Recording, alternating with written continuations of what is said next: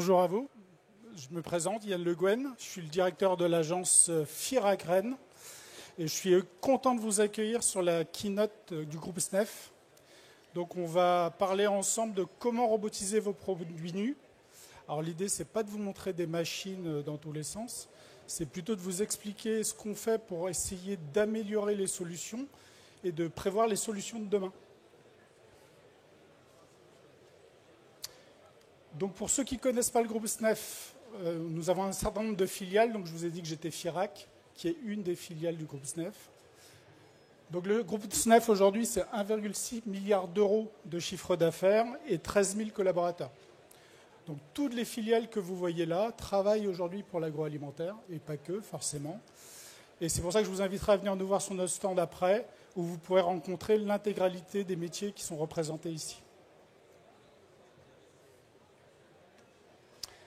Comme je vous disais, je fais partie également du club agro, en fait, du groupe SNEF. Qu'est-ce que le club agro? Le club agro, c'est en fait partager nos savoir-faire dans le groupe, l'intégralité des filiales, pour pouvoir proposer aux clients les meilleures solutions possibles et pouvoir parler dans chaque filiale des solutions de toutes les filiales. Donc on est vraiment tourné client, donc on s'est découpé la France en local, mais l'intégralité des locaux connaissent le métier de toutes les filiales du groupe, ce qui nous permet d'échanger facilement avec les clients. Si je vous le montre en image, ça c'est typiquement une usine agroalimentaire où vous retrouvez l'ensemble des process ou des procédés mis en place dans une usine. Et partout où il y a une petite case, c'est partout où le groupe est présent et peut vous apporter des solutions. Donc aujourd'hui, j'aurais pu vous parler par exemple d'efficacité énergétique, conditions de travail ou pénurie de main-d'œuvre, des sujets qui sont au cœur aujourd'hui des industries agroalimentaires. Ce n'est pas le choix qu'on a fait. Donc je vais vous parler plutôt de mon métier. Donc on va le faire en 4 phases. Le premier, c'est garantir le côté hygiénique. Forcément, on est sur du produit nu, donc ce qui est primordial, c'est de ne pas polluer le produit. La seconde phase, c'est d'assurer la bonne préhension. Toujours de la même manière, dans nos solutions, ce qui fait surtout la solution, c'est comment on va prendre le produit, le manipuler et l'amener là où on veut. Le troisième point, c'est intégrer la robotique mobile. Donc aujourd'hui, la robotique mobile s'implante de plus en plus, essentiellement dans le sec. Je vais vous montrer qu'il y a des solutions aujourd'hui dans vos environnements. Et le quatrième point, c'est avoir une petite ouverture sur l'innovation grâce à l'haptique. Je vous expliquerai après ce que c'est l'haptique. Premier point, garantir le côté hygiénique. On va rentrer dans le vif du sujet tout de suite. Là, vous avez un îlot robotisé, typiquement. Bon, la préhension par ventouse est très utilisée. Pourquoi? Parce que c'est compact, c'est pratique. On peut prendre un certain nombre de produits avec. Donc, de fait, c'est une solution qui s'impose d'elle-même. La problématique de ça, c'est quand vous manipulez du produit nu, vous pouvez aspirer de la matière et venir polluer votre circuit qui, à terme, peut avoir un problème sur votre solution. Donc, typiquement, ce qu'on essaye de faire aujourd'hui, ce qu'on fait aujourd'hui, ça, c'est par exemple un système que j'ai représenté juste sur votre droite. Donc, vous avez plusieurs cycles, le cycle d'aspiration, le cycle de soufflage, et nous, on va faire le cycle de nettoyage. Le problème du nettoyage aujourd'hui, c'est que les filtres que vous avez là, qui sont des silencieux en fait, en sortie, ils ne sont pas forcément nettoyables. Parce que vous avez des produits dedans qui sont typés mousse, par exemple, dans lesquels vous ne pouvez pas faire passer de produit facilement. Donc ce qu'on a fait, c'est qu'au plus près du préhenseur, on vient... Donc là, je vous ai mis une ventouse directement, mais il faut imaginer que le bon format, c'est celui-là, donc c'est compact. Là, je vous l'ai mis en plus gros pour que vous le voyez. Et tout simplement, je pose le micro.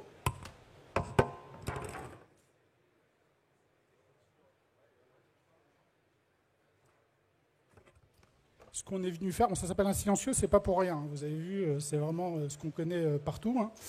Ce qu'on fait, c'est qu'on a fait un produit, en fait, qu'on est venu faire imprimer en 3D, qui soit complètement nettoyable. Donc là, on est sur du PETG, mais plutôt typé bouteille de plastique, les bouteilles d'eau que vous buvez tous les jours.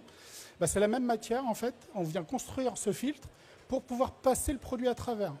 Donc il faut imaginer que sur la solution que vous avez là, quand on veut nettoyer le préhenseur, on peut le faire soit en place, soit directement sur un point dédié dans l'usine. On vient tremper le préhenseur dans un bac où vous avez du produit, on vient aspirer le produit et on vient le souffler directement via le silencieux. Donc comme ça nous permet de purger le circuit intégralement.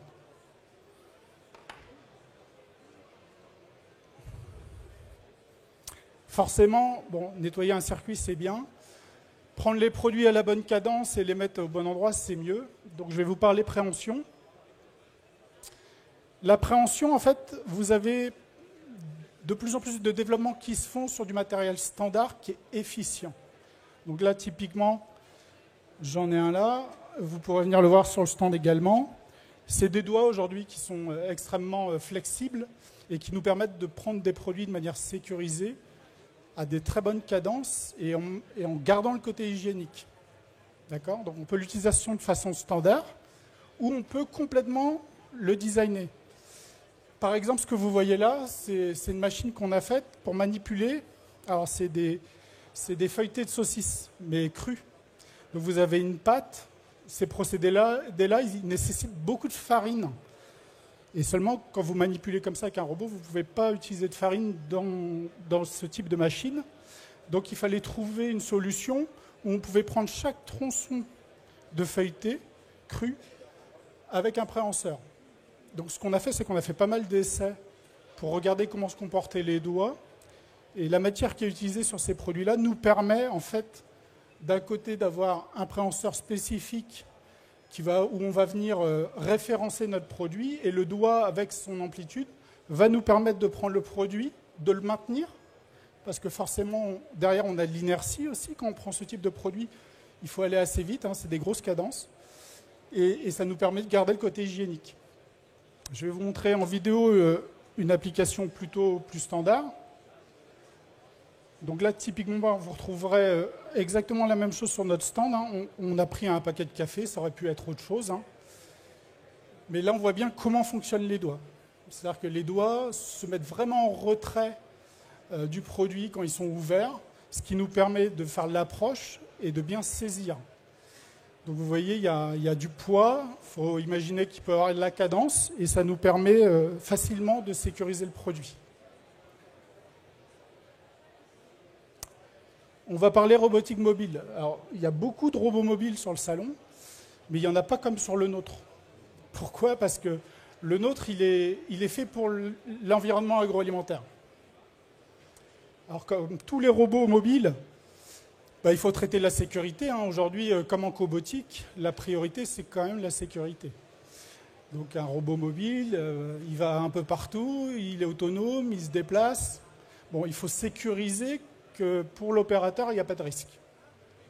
Donc la sécurité, bien sûr, elle est gérée. La navigation, elle est gérée. Le côté IP65, vous ne l'avez pas partout, mais là, il est géré. L'autonomie est là aussi. Mais surtout, il est compatible avec l'environnement. C'est-à-dire que la température, la qualité du sol, les pointes de diamant, le côté humide, l'eau au sol, ce robot-là est capable de le gérer. Alors, de la même façon, je vais vous le montrer, ça va être d'autant plus intéressant. Là, vous êtes complètement dans un environnement agroalimentaire, hein, typé viande. Donc, ce que vous allez voir, c'est que le robot, il n'a aucun problème. Déjà, il ne salit pas le sol, qui est une résine. Les pentes de sol ne lui posent pas de problème. Le côté humide ne lui pose pas de problème. Là, ce qui se passe, c'est qu'il voit qu'au-dessus de lui, il ne va pas passer, en fait, donc il va contourner le produit. Et vous voyez, il peut se balader un peu partout dans l'usine. Et il n'est pas gêné par l'environnement qui est celui de l'agroalimentaire. Ce qu'il faut savoir, c'est que ce robot, je ne vais pas dire se désarticule, mais ses roues sont faites de telle façon qu'il peut tourner sur lui-même et il peut accepter de passer une palette, par exemple. Alors, on ne va pas le faire dans une usine agroalimentaire, ce n'est pas le but, mais c'est des robots aussi qui sont utilisés pour les extérieurs.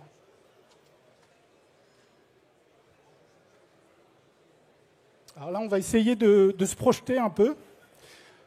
Ça, c'est un sujet dont je me suis saisi il y a 8 mois maintenant. C'est pas forcément simple, mais c'est pour vous donner une ouverture sur quelque chose qui va arriver. Peut-être pas de cette manière-là, mais d'une autre, peut-être. Mais ça va arriver.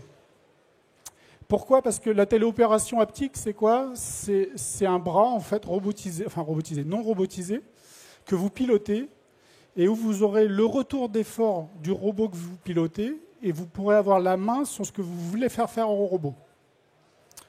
Donc ce qui est intéressant, c'est que c'est quelque chose qui peut être piloté à distance. Donc il faut imaginer que l'opérateur puisse être dans une cabine, avec des caméras qui lui montrent ce qu'il fait, et on peut, à la demande, lui laisser le choix, soit de prendre manuellement la commande du robot à distance, soit de lancer le robot en automatique sur des phases où on pourrait le lancer en automatique.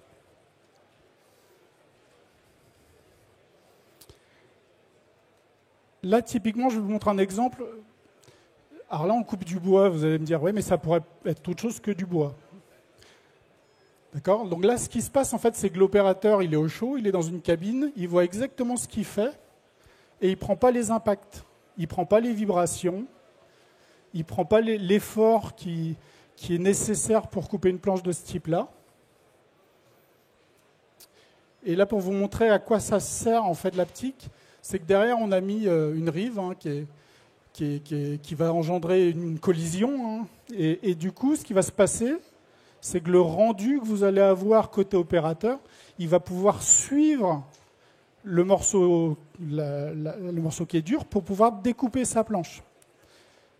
Et ça se fait sans contrainte, c'est-à-dire que c'est naturel. Ce qui est assez troublant avec ce genre d'appareil, quand vous le testez, c'est que naturellement, vous n'allez pas forcer, vous allez vraiment suivre le mouvement que vous donne le retour d'effort. Et là, vous pouvez voir le résultat. On a suivi la partie rigide sans l'attaquer parce que le retour d'effort nous a dit « Attention, il y a quelque chose qui est là ». Et hop, on a suivi la partie rigide pour couper notre planche comme il fallait. Donc ça, c'est valable pour tout type de robot.